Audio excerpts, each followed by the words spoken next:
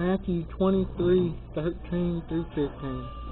Alas, you scribes and Pharisees, hypocrites, because you shut the kingdom of heaven in people's faces, for neither do you enter, nor do you allow the entering to go in. And the Pharisees had so many rules. All of them were designed to keep people to where they couldn't go to heaven. Because of all the rules they had, nobody would have been able to keep them all. And God's rules are hard enough to follow.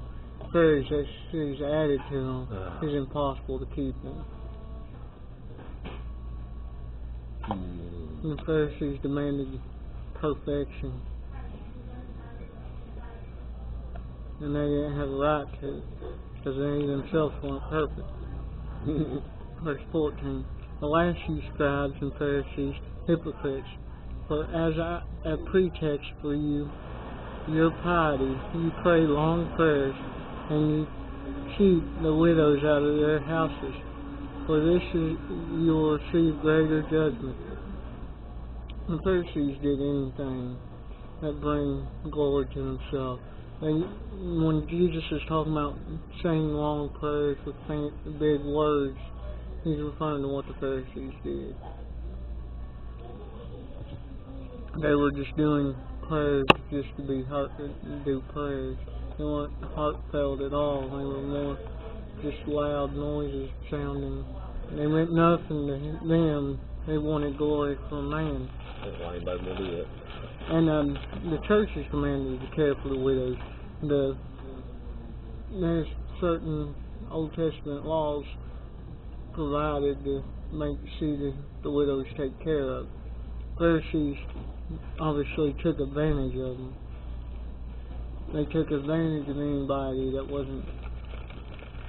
that they could. Alas, you scribes and Pharisees, hypocrites, for you change first sea and land. You make one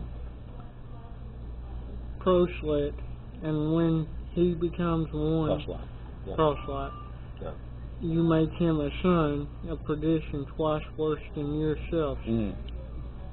What is a proselyte? That's kind of like a clone. Clone? Like a disciple. Oh, a disciple, okay. So a student. Yeah. I think so. So if anybody goes against the Pharisees, they just cast them out, is what it's saying. There's plenty out there that have that same idea today. You go against what they think, they don't want nothing to do with it. They don't want to admit they might be wrong. They just want to throw you out, and that way no one's telling them they're wrong. The Pharisees are right about some things. Jesus earlier told them that listen to what the Pharisees did say. But he's also hardest on the Pharisees because they knew the law the most. And they corrupted it.